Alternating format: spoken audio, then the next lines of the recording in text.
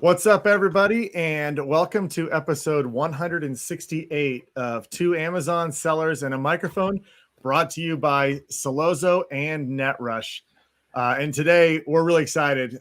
It's always fun when Kris and I get to talk about other Amazon and e-commerce sellers' journeys, and we've got a good one.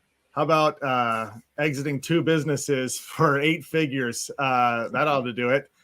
So we're excited to talk all about that and talk all about what he's got going on now in his business journey. So we got Josh Dittrich on with us. How you doing, Josh? I'm doing good, guys. Thanks for having me. This is awesome. Yeah, we're excited. We want to be where you are at some point in the future, exiting 2 brands. That's exciting. Well, there's a lot of work, but you know that's at the end of the day, there's a rainbow in a pot of gold, perhaps. But the question is, man, when you sell and you don't have to work, what does a guy actually do? My wife told me the other day, you need to do something. Like, you look like a lost puppy. So yeah. Here's the answer. It doesn't matter how much you make. You need to be doing something to better the world. And I'm telling you what, man, it doesn't make you happy either. I got 5 kids, so that's where my focus and primary time is spent. That's awesome. That's exciting. And yeah, there's always something. There's always a new venture helping out other people navigate the journey towards exiting. So we're excited to learn all about that.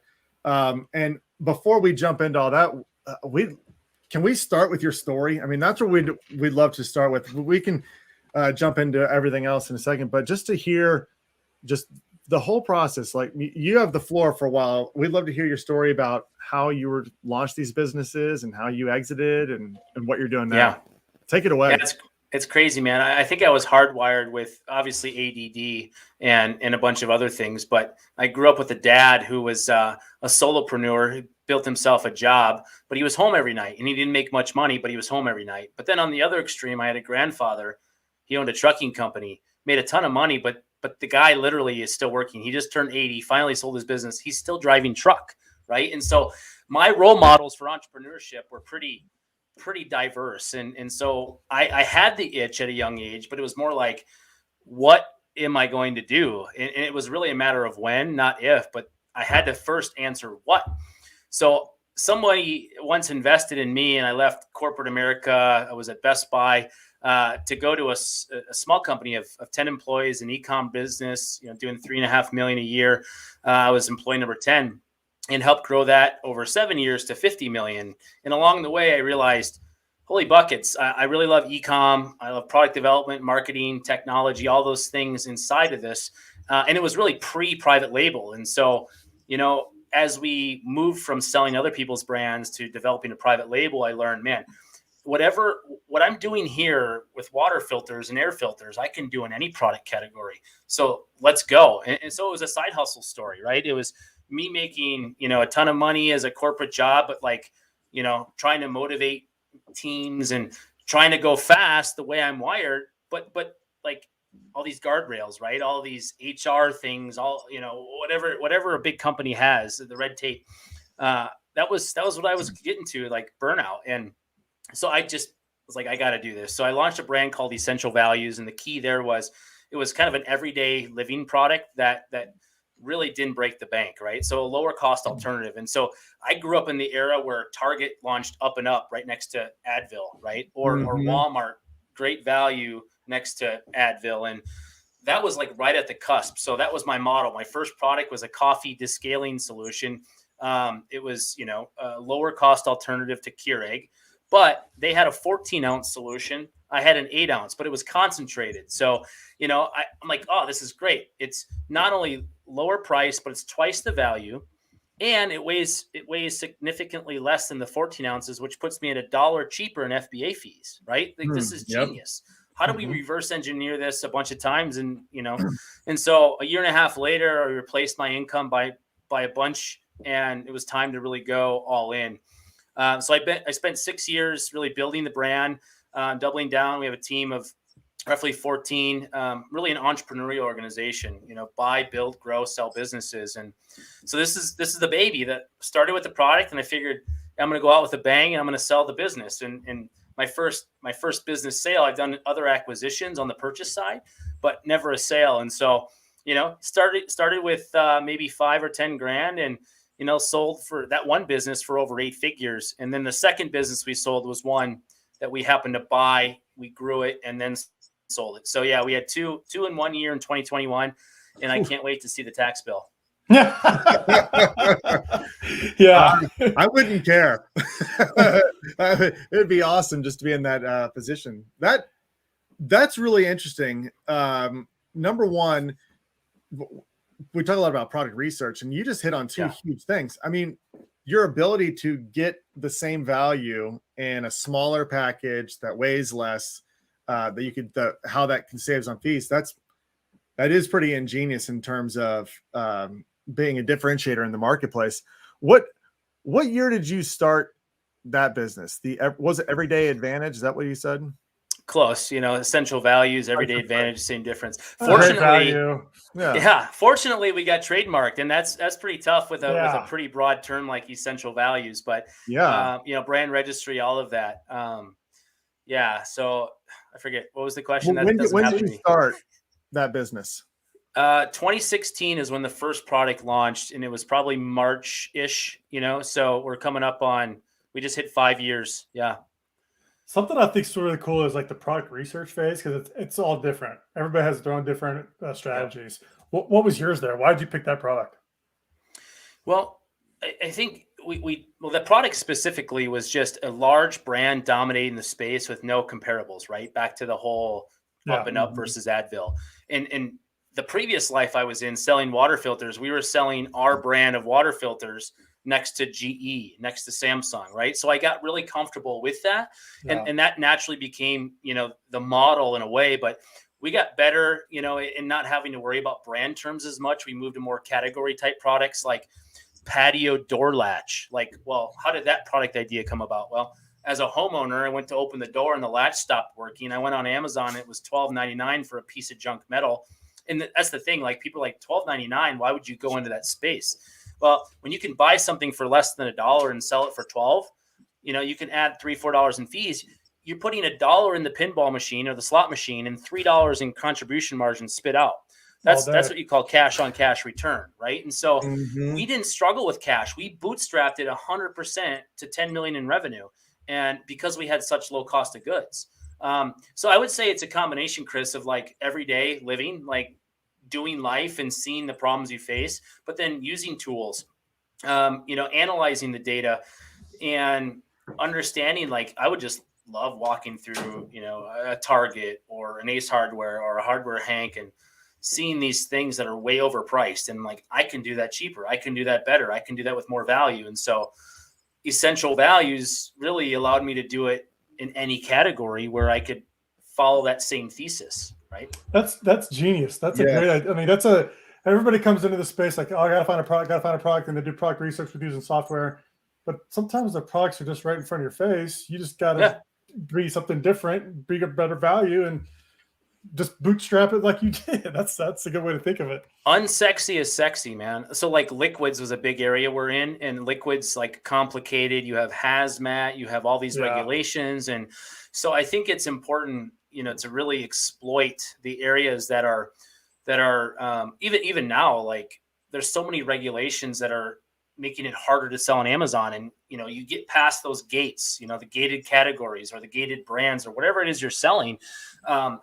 Then there's opportunity because you know how hard it is to get through that. And once you get through that, you're like, oh, like we understand this process. We understand what a safety data sheet looks like. We understand what one needs to look like to pass Amazon's criteria. Right. So, I won't say it's sexy, like I said, because at the end of the day, like we're just selling hundreds of thousands of everyday, products, but doing it better, doing it cheaper, using the best marketing possible. Like every product had enhanced brand content, which, to do on a budget, we struggled. Like every product has a video, and that kind of led to part of the evolution of branded seller. We created videos for $99. It's like the first video we did was 1,500. I'm like, I can't do that for 200 products. I'll go broke. So we're like, there's got to be a better way. And next thing 100 products we had doing videos, 25% of our ad revenue came from those videos when it was 0 the month prior, right? So staying up to date with all the tips and the tricks and the tools is key. You mentioned some of the hurdles you had to go over as far as the hazmat stuff. Back in those early days, was there a time when there was something that just was a roadblock and you had to figure it out, whether it be, getting more products in or getting brand registered with that broad of a brand name? Was there anything when you first started out that was a hurdle that you're proud that you overachieved? Yeah, I mean, I think that's waking up every day being an Amazon seller, right? Like, Yeah, amen to that. if you're a problem solver, like you can thrive in this environment. If you figure out, okay, this is what they're saying. Well, what if I rewrite my answer differently, and that goes to a different person to approve that ticket? Like, sometimes that just works, but sometimes it's the same darn answer. And like, we had our account shut down for 3.5 days, right? So we were not making however many thousands per day. And, that was the biggest challenge, because we just knew, like, it was a scam artist. It was one of those guys who bought a product, reported it as fraud. Turns out the name he used was a pseudonym, David Berkowitz, which happens to be a serial killer, son of Sam. You remember this? New York? And I could never prove it. But all I did was hire, an Amazon lawyer, and they wrote it the way you need to write it, and they helped us solve the problem. And guess what? The other things that came up in life, I use those as templates, right? So maybe I paid a bunch of money before, but you get to reuse and repurpose all of this knowledge. And that's why when you sell a business and you put money in the bank, it's hard to leave, because you have this depth of knowledge that's still valuable to other people. One thing that is interesting about your setup and your product selection and your brand name that I think is counter to what you hear a lot of people in the industry talking about now as like the right way to go is there's always talk about, building a really niche down brand, really understanding like your customer avatar and, scaling your product selection around that person. Yours is kind of the flip. Yours was like our brand is value, and it could be any product. And that really opens up the opportunity, because I think people miss the opportunity. A patio door handle is not sexy, but you can almost guarantee that all the existing people in the patio door handle section are not 100% experts in like A+ content and high quality images and really selling the value. And it's an easy win. And that's interesting, because I'm actually glad to hear your story, because I kind of have a product selection that's all over the place. And sometimes sometimes in my mind, I go back and forth. I'm like, should I really be doing this? Yeah. Really doing this? But it works. And I think that in hearing how you did it and putting it all under one cohesive brand, that's a great strategy. But here's the thing. It's two-pronged. Like, to your point, it was patio door latch was the first one, but guess what? That supplier did a great job. They had a bigger catalog. They actually have patio door handles, so we launched those. And then we launched a combo kit, right? And because the brand we were competing with was a 2-step distributor, actually 3-step. This brand would import, right, with their brand, right? So they weren't actually the manufacturer, and that's fine, because that puts us on a 1-to-1 playing field. But now they bring it in and sell it to Vendor Central, who then sells it to the consumer, right? So now you have a 2-step in that example. In some cases, those brands, those large manufacturers, sell to a distributor who sells on Amazon. And it's like, I have like $3 more margin, which is on a $10 product, 30% more margin, right? Mm-hmm. And I can invest in ads, and I can solve the problems that are in the reviews that say your product doesn't do this, this, or this. Guess what? I'm going to put that in my content to be very clear that, so you can become a really specific product expert. But then guess what? Like that product niche turned into a small category for us, right? Mm-hmm. So it wasn't like, I'm going to be a shoe guy and I'm going to have all my brands start with shoes, and, it's just everyday living products. And then we're like, okay, we're going to own coffee in this area, and we're going to own home and kitchen, and we're going to own, hardware in these little tiny niches of niches. So yeah, maybe that helps someone. Yeah. Well, I've got 2 questions on that. Number one, I mean, how many SKUs did you end up having in that catalog? And the second part of that question is, what percentage of your products ended up failing, or did you kill and move on to find new products? Yeah, those are 2 great, normal, fair questions. Like, I would say we ended up with like 170 ASINs. And so ASINs being sometimes, a 2-pack or a 1-pack or a 3-pack or a combo. Mm-hmm. So roughly 100 unique products with about 170 ASINs. I would say 10% fail. We have a laundry list, and I guess it feels more like maybe it's 20% thing, because there seems like there's a much longer list. But, put it this way, I have a business partner, and he's like, I hired my brother eventually to come on board. He helped me launch a product as a side hustle. That product replaced, half of his potential salary. I said, dude, you took a risk on us working for free. Why don't you come full time? And that's where we really doubled down on product development. But it got to a point where my partner was like, dude, you need to launch more products and fail more often, because you would launch a lot more products instead of having to be, a hit rate of 9 out of 10 or 8 out of 10. Like, maybe you could go to a 6 out of 10 and let's just launch a lot more. And so after we sold this current brand, we launched another brand sort of in parallel, and we're going faster. And we may see losers, and that's okay. But that's part of the model. We know now that we know what we're doing. We can deploy capital behind it, and we're okay with failure, because guess what? At the end of the day, failure means for us, we've probably sold through the inventory and we're just not going to go replenish it. It doesn't mean we're sitting on thousands of units and we didn't lose our butts, maybe on advertising, but 500 to 1,000 to 5,000 bucks isn't going to break the bank if you're getting winners, right? Every other sixth time. A hard thing for sellers to do is kill a product. It's like you put all this time and effort into it, and you're like, you're trying to make it shinier, and every time it just doesn't work. What's your process there? When do you say enough is enough and move on? It's usually the second or third reorder. The third reorder we usually know, but the first reorder, when we set reorder points as we buy product, a couple things have to happen. We have to see a path to profitability, meaning we're seeing ranking improve, right? And we're seeing that 100% of our sales are PPC right away. But if that organic ranking isn't going up, and we're seeing that tacos come down, like, the path to profitability has to be there. But most importantly, number one is the product good, right? Like, you need to sell enough. And usually our first order is about 1,000 pieces. And, you can get 20 some, 30 some reviews using Vine and other things to determine. Your customers say, hey, this is a 4.5 star. That's a keeper. But if it's a 3.8 and it's profitable, okay, what can I do to bring that product review up, right? Or what if it's, lower profitability, but a killer product? What do we need to do to create better economics? Maybe it is a 2-pack, right? And maybe I need to launch it separately this time with something else to really see that, the ACOS on a $12 product isn't going to work because that's all of the margin, so. That's interesting. I like that. You just give it a couple tries, right? Like 1 order, 2 order. All right, I don't know if I'm going to do a 3rd order. And it's hard to do, but when you look at it by profitability, and if it has what did you say? You said it was a process to profitability, or a path to profitability. That's something I don't think a lot of people think about. They just keep spinning their wheels. But that's a good little tidbit there. I think I'm going to have to do that with my own products. Yeah.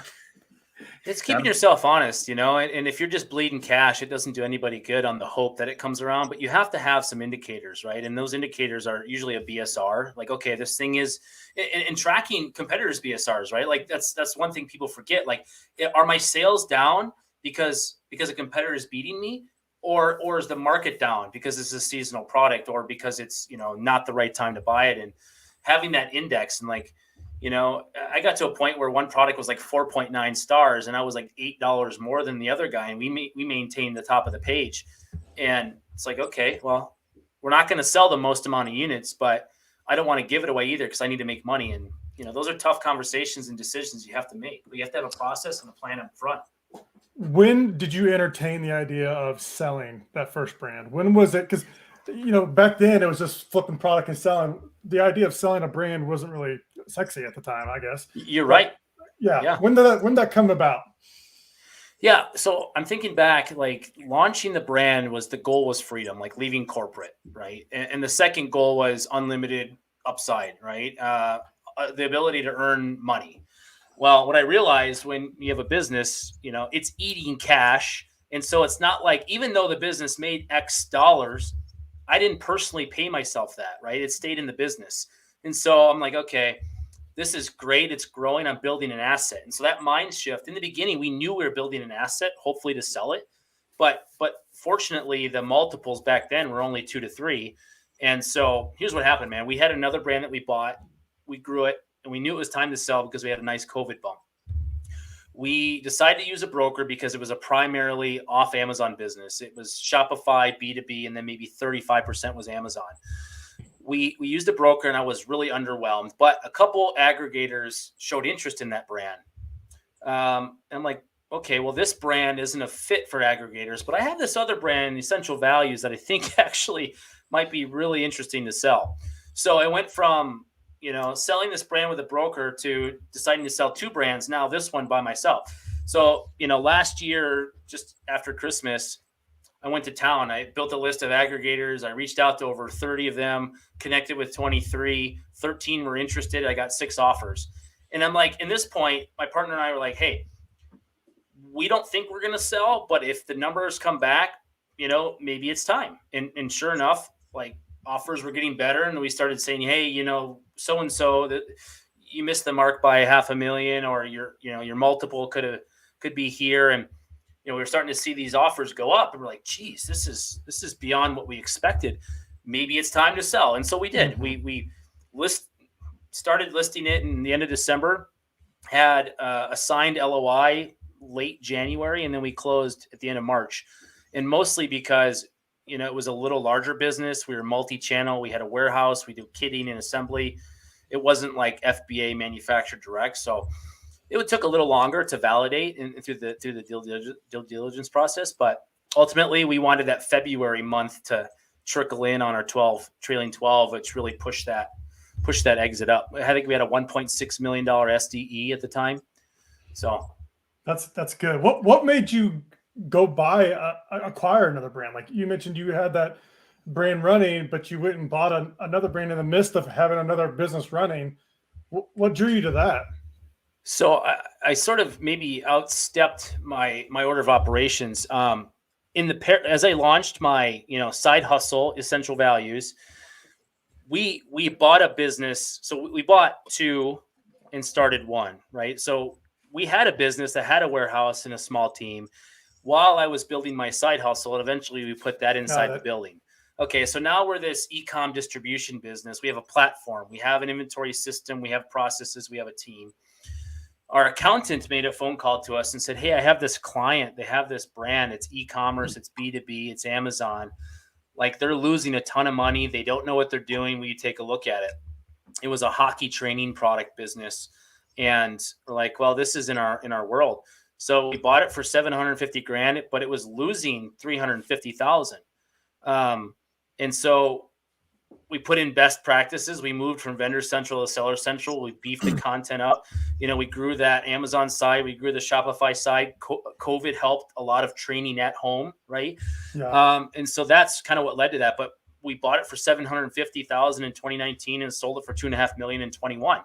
Perfect. But we had all the tools and the team and everything in place. So it wasn't something we were looking for, but it started making us realize, like, we're not just, my best skill set is identifying opportunities and putting them into place when I have a team that I trust that can operate it, right? That's where I want to be. I've been an operator. I can get down in the weeds and manage PPC and all of these things, but I really get excited about seeing someone's vision for something be realized and putting processes and tech in place to scale. And so it's kind of how it's evolved to this next journey. Like, we're not out of the space, but ultimately, again, like I said, what do you do with the knowledge that you have for 10, 12 years and helping others grow? So it was an interesting year. That's one of the things that, like, I forget who I was talking to, but they're like, don't you ever want to get out of the business? I'm like, I don't think I really do. I really like the Amazon space and the knowledge that we've built up. All 3 of us have in this space. It's something that we can always take, and we can always just churn and burn another brain and keep going with it. A lot of our listeners are probably right in the midst of their idea of when they should sell, because everybody's talking about it. It's all over podcasts. When do I sell? When do I sell? Am I going to miss out on this 4.5, 5, 6, even higher multiples? What's your opinion on that? When do you sell?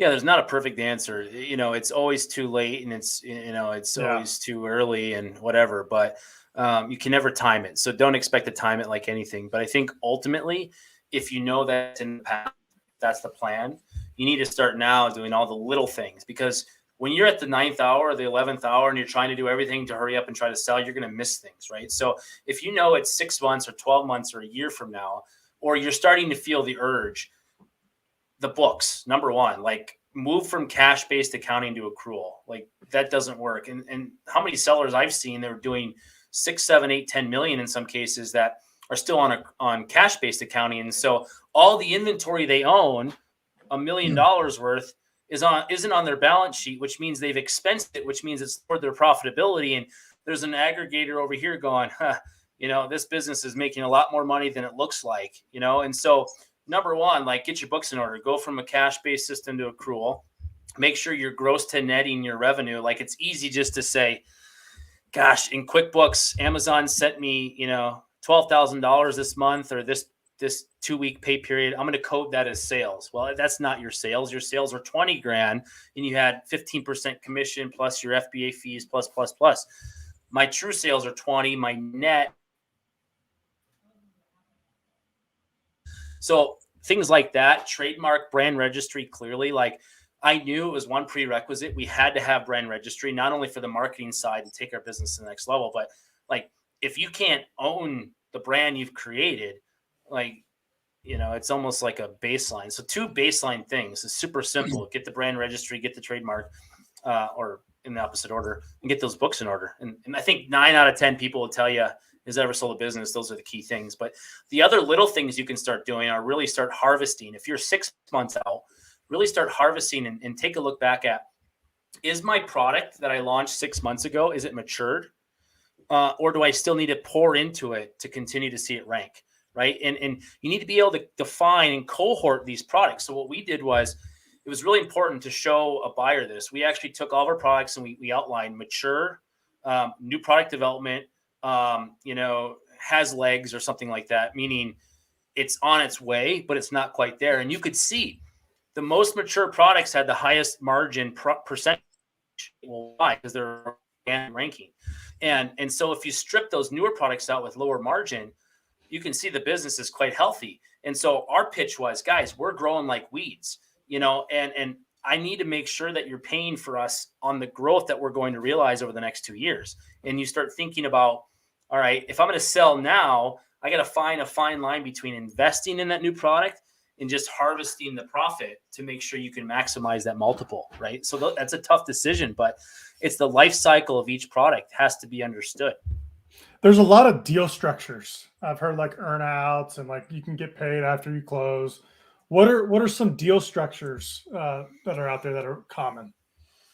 I think the common one is, hey, here's a quick multiple. So they'll say you made X, but you really didn't make X. You made X minus 50%. And then they'll throw a fat 8X multiple. And you're like, I'm getting 8X. Well, no, you're really getting 4X, which is the market. That's pretty common, right? And then it's plus inventory, plus AR. Well, what other buyers are doing is they're saying, here's your 8X offer, but it includes inventory and the AR. Like it's not in addition to. And so guess what? That 8 multiple is no longer 8 multiple again. So those are a couple things to be looking for. But to your point, the earnout should be respectively 30 to 40% of the total deal value. And so if you're getting cash up close plus inventory plus AR, most deals are going to be, this is key here. Hey, Josh, great. You sold your business. Here's your earnout structure. You did X number of EBITDA or SDE. As long as you hit that again, we'll pay you 50% of every dollar incremental to that.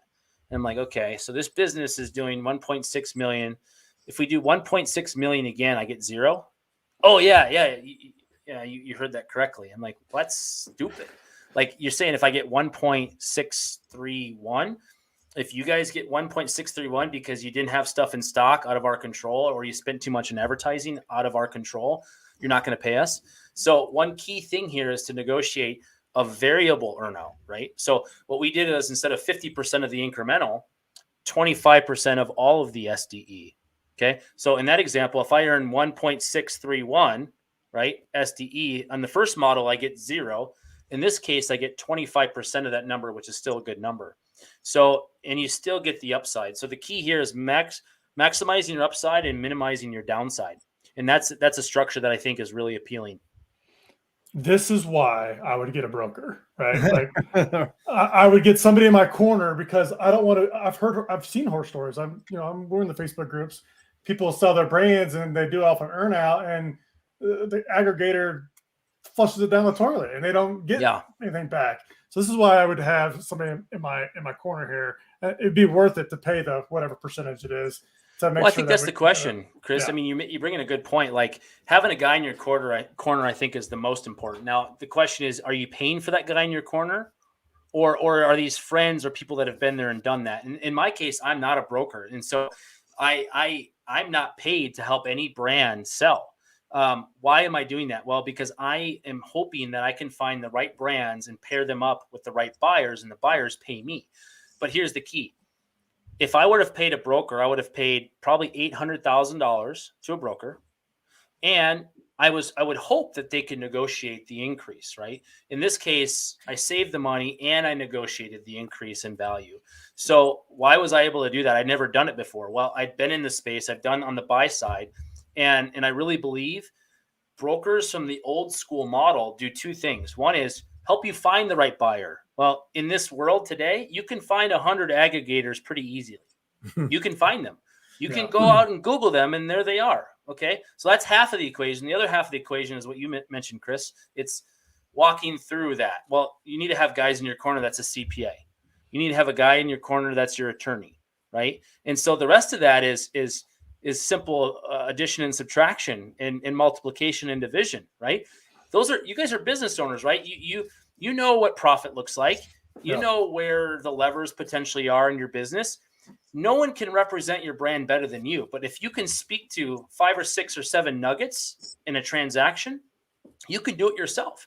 And so I would say there are certainly a lot of people that need a broker, but my hope is, and that's why I wrote this book, Aggregator Navigator, the ultimate guide of selling your Amazon brand. It's designed for people that have a business that's an Amazon brand to lead their own process, to maximize the value without having to pay 8 to 10%.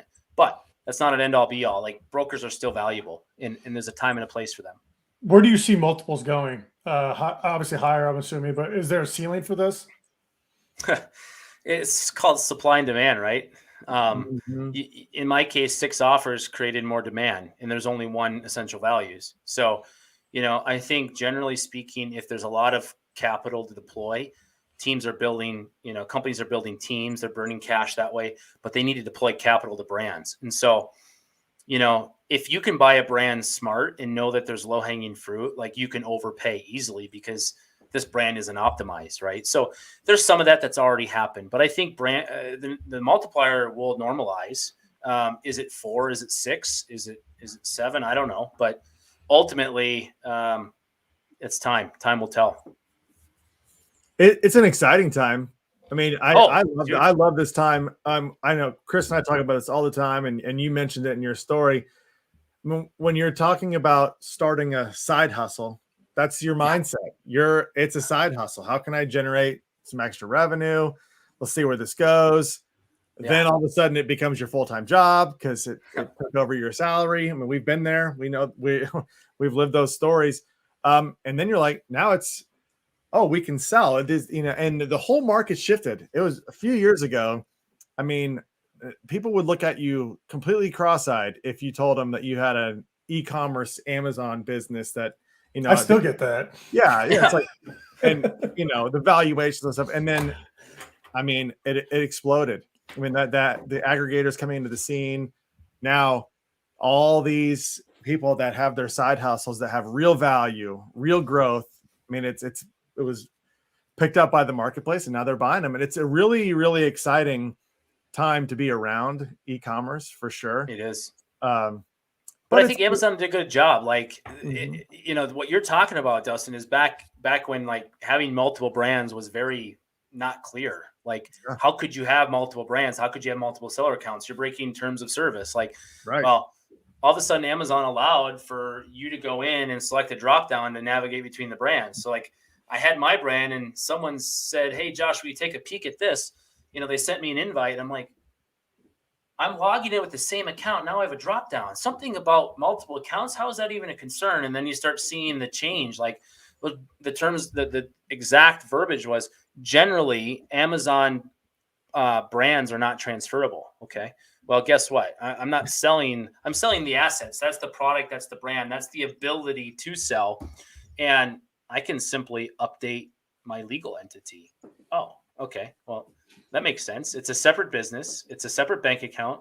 It's selling separate products, and I'm not using it to game the system. Oh, yeah. Let's buy a bunch of them. You mentioned earlier about getting your books in line. Like if you're thinking about selling, get your books, get your accounting figured out. What are some other things we can do to like improve like traffic and conversions so that when we do flip it and we do want to sell the brand, those things are obviously on the up and up? Yeah, it's huge. Like take a look at your conversion rates. That's one thing that I do to quickly gauge how strong a brand is.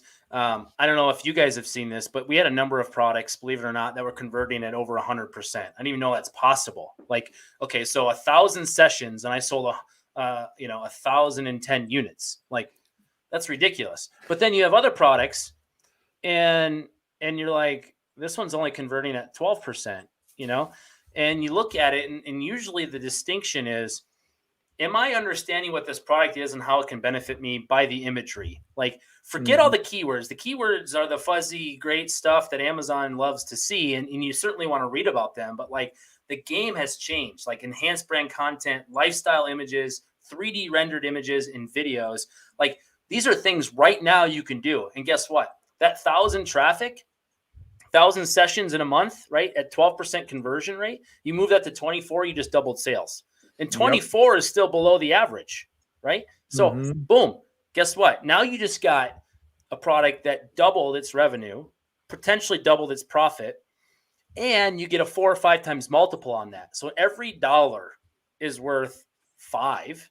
And if you can grow it quickly, it's like, oh, geez, there's another knob here I can turn. So I think every seller should invest in enhanced brand content and videos. We do $99 videos and $250 enhanced brand content listings. Like we did that because agencies wanted $800 I paid for my first EBC. And my first video I paid $1,500 for. I'm like, this is stupid. How are brands going to do this at scale? And they can't.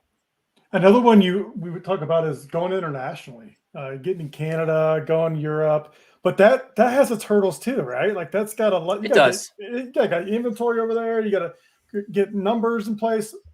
Is that going to add that much of a multiple to my business when I go to sell it, or should I just forget about that and let the aggregator figure it out? Let's use real math, right? And it comes down to a couple of things: time, effort, opportunity cost, money. Point blank. A lot of people say, I'm already in Canada. Well, yeah, you can turn on the setting and let Amazon fulfill inventory from the US, but it's 7 days, shipping, and you still have some other expenses. So yeah, great. What we did was we actually got a business, an NRI, non-resident importer license in Canada. And I'm like, there's no one doing what we're doing there. And so, I mean, our sales in Canada became 20% of our US sales. So when you do $10 million, that's $2 million and another 20% profit. That's real money. Now, I will say I did all of that same work in Europe, Germany, Italy, France, Spain, UK, completely different results. And I think that has to do with some of the language, the attention, the focus. Canada was a lot easier. And no one wanted to do Europe in our warehouse. They're like, So at the end of the day, I think Canada is huge, man. Canada it should be at least 10% of your business, hands down. So if you're doing $1 million, is $100,000 worth it for an extra $20,000 profit? Maybe, maybe not. That's big. Yeah. That's what I'm entertaining. Yeah, I'm entertaining that now. Is going into Canada more and more. I played around with the Europe and the UK marketplaces. It's a little bit difficult for me to figure out with the VATs and the setups and getting inventory over there. I think Canada is probably easier and low hanging fruit. So I think that would probably be the best strategy. Yeah, I mean, like that, you got to pay that quarterly and pay a group to do that. I actually, for the last 4 years, I hate to say this, but like once a year, I can spend an hour and a half doing the GST, HST sales tax math for Canada. And so I just did it myself. And it's simple. It's like, what were your sales? What was the VAT? I'm sorry, what was the GST you collected on Amazon? And what was the GST that you paid when you shipped the product there? And it's just math. And then you go, okay, I guess I didn't collect enough, so I better pay in.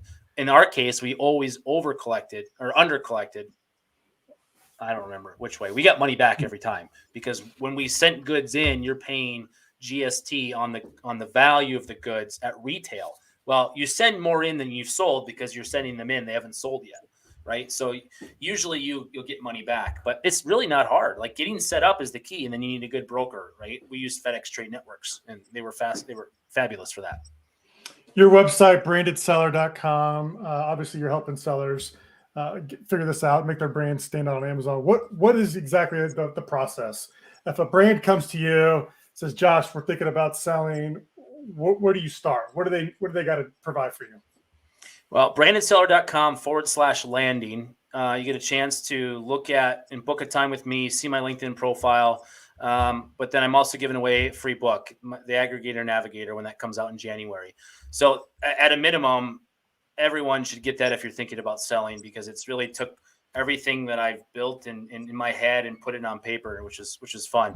But I mean, at the end of the day, if they want to go through the process and have passion to sell their business, I literally have a frank conversation, no sales pressure, and I spit out nuggets as much as I can for free about strategies to maximize their exit. If they like what they hear, I make introductions to aggregators, and I have roughly 18 that I really love and I really see valuable, and I make introductions with them, and then I remain in the back pocket of the brand to help them address the questions, help them address questions on the P&L, help them address questions about the analytics, and really have that resource available to the brand to navigate this instead of having to like pay an 8% broker fee. Now, if you're listening and you're not an Amazon seller, or you're an Amazon seller, but you have, massive complexities like brick and mortar retail and multi-channel and warehousing and 3PL, you can still sell that business yourself, but it's more complicated, right? Which means usually a broker would want to look at, you would want to look at using a broker to introduce you into more strategic buyers as opposed to aggregators. You mentioned something. I want to touch on that. Walmart is really hot. People love Walmart. They want to go to Walmart. Yeah. They want to sell on Walmart. Is that going to interfere when you try to sell on Amazon? Like, I got a Walmart store, I got Amazon, I got Shopify, I sell to another wholesaler. Like, all that seems like that's going to be muddy up the waters a little bit. Yeah, I mean, at least if you're at 70 or 80% on Amazon FBA, you're in that zone. We were 10% non-FBA Amazon. I guess that included Canada. So we were 10% non-Amazon. And that was multi-channel. And in some buyers, they weren't ready for that. They didn't have a way to do FBM. They didn't, have a way to do kitting or assembly or have an inventory system in place, which really, tells you the type of buyer you're dealing with, right? Sure. A sophisticated enterprise level versus a group that's just trying to do FBA. And those are two very different animals. But I would say more and more as buyers evolve, they like that stuff. They're okay with it. In fact, that's their roadmap beyond Amazon for the next 5 years. Yeah, I mean, that would seem so like low hanging. Is I'm going to acquire a brand, and I got expertise in Walmart. I can figure out their Shopify, and we can make a return back on this purchase that I've already did with this brand. I mean, that seems like a no-brainer. Yeah, I mean, you think multi-channel marketplace management is it's been a thing, and we used it for years. Like, sell everywhere you can, but at some point, there's diminishing returns, and you just got to be clear on, am I setting up more marketplaces than the monthly fee, Right. or whatever. But my time, is it valuable enough to do this for $1,000 a month in sales? Well, Josh, this has been a great conversation. This has been good. We'll avenues we could go down for sure, and everyone should go and get your book. I mean, It's on where it's brandedseller.com/landing. Yep. And they can get the book and they can book a call. I mean, I think it's a no-brainer for someone who's at what stage in the process is it the best time for them to reach out? If I'm looking to, if my goal is a year from now, is that too early to come in? Come talk to you, or is it 6 months or what? I would say you definitely want to be planning to sell within 6 to 12 months. At the end of the day, there is a process for everyone. You could be willing to sell now. You could be willing to sell down the road. I'm happy to talk to anyone. The book would be most helpful for those that are that far out, though. To really start there, because it lays foundation for getting your stuff in order and going through the mental process of how to prepare and removing yourself from the day to day. These are important things, to be prepared. But brandedseller.com/landing. The book isn't out yet. It comes out in January, and I'm giving free access to those that sign up for it before then. Awesome. Well, I'll be signing up for it, and I encourage everyone else to do the same. brandedseller.com/landing. Josh, this has been a great time. We really appreciate it. Love hearing your story. You gave me, the best thing about this whole thing for me was the fact that you've got products in different categories. Yeah, Dustin loves that. Dustin loves that. So excited to hear the end game of that strategy, how it worked for you. It's encouraging for me. So appreciate that. Number one. Yeah, you're feeling like there's hope. There's hope with my brand. All this work I'm doing, all these products I'm researching and launching. Yes, I can see the end of the tunnel. So that was really exciting. Appreciate all of your expertise on this. So thanks again for coming on. Everybody who's listening right now, if you like content like this, if you want to tune in and hear amazing stories about people exiting their business and hear experts all across the e-commerce space talk on every topic, make sure you subscribe to this podcast on whatever platform you listen to podcasts on. We are on all of them. If you prefer to watch these or see the live streams, you can go to Solozo's Facebook page, LinkedIn page, and Solozo's YouTube channel. Make sure you subscribe to those. Turn on notifications so you get notified when we go live with really cool people like Josh. All right, everybody. Thanks so much for tuning in. Thanks so much, Josh. And we'll see everybody next time. Thanks, guys.